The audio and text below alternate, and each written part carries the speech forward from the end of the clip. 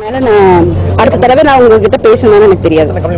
இது வரைக்கும் மொத்தம் 8 கம்ப்ளைண்ட் நான் கொடுத்துருக்கேன். இது வரைக்கும் எந்த விதமான நடவடிக்கை எடுக்கல.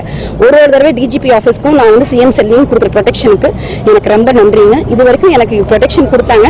ஆனால் இது வரைக்கும் நான் சொல்லாத ஒரு விஷயத்தை நான் இந்த தடவை சொல்லியிருக்கேன். ஏன்னா எனக்கு உயிர் போகுதுன்னு எனக்கு தெரியும். நான் கவித்தாங்க ஏற்கனவே நான் திருமாவளவன் பேரில் ஒரு புகார் கொடுத்துருக்கேன். இது வரைக்கும் நான் 8 மனு கொடுத்துருக்கேன். அது வரைக்கும் எந்த விதமான நடவடிக்கை எடுக்க கிடையாது. பால்துறை மினிஸ்டர் தாமோதரனும் முத்துமாலை லேண்ட் கிராப்பிங் இன்ஸ்பெக்டர் முத்துமாலையும் இதுல வந்து 5 கோடி ரூபாய் வந்து திருமாவளவன் கிட்ட இருந்து பேரம் பேசியிருக்காங்க. இது வரைக்கும் நான் கொடுத்த பெட்டிஷன்ல பணம் கொடுத்தேன்னு சொல்லியிருக்காங்க. 8 மாசமா நான் கொடுத்த கம்ப்ளைண்ட்ல இது வரைக்கும் திருமாவளவன் வாய் திறக்க கிடையாது. இப்ப எனக்கு கூலிப்படையை வச்சு கொள்றதுக்கு பிளான் பண்ணிட்டாங்க. போலீஸ் டிபார்ட்மெண்ட்லயே உள்ளே எல்லாத்துக்கும் தெரியும். லேடிஸ் டிபார்ட்மெண்ட்ல இருக்கிற போலீஸ் டிபார்ட்மெண்ட்ல இருக்கிறவங்களுக்கு அவங்க கில்ட்டியா ஃபீல் பண்றாங்க. முத்துமாலை தான் இது பண்ணிருக்காருன்னு வெட்ட வெளிச்சமா தெரியுது. இப்போ வந்து கட்ட பஞ்சாயத்து தான் இப்போ வந்து போலீஸ் டிபார்ட்மெண்ட் இசையமுதன் அவன் தான் கூட டிரைவரா இப்ப வேலை செஞ்சுட்டு இருக்கான்.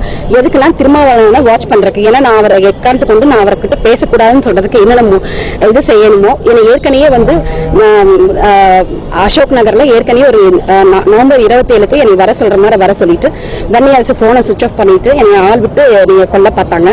அதுவும் கடைசியில வன்னி அரசு வாயிலிருந்தே சொன்னாரு இசையமுதன் இந்த வேலை பண்ணாரு அப்படின்னு.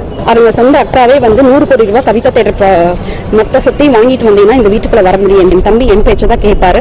அது மட்டும் இல்லாம நீ அந்த வீட்டுக்குள்ள வந்தாலும் ஒரே மாசத்துல நான் கொன்றுவோம். என் தம்பி நம்பிதான் நான் வாழ்ந்துட்டு இருக்கேன். இதுக்கு மேல நீங்க வந்து இதுக்குள்ள வராத அப்படின்னு சொல்லியிருக்காங்க.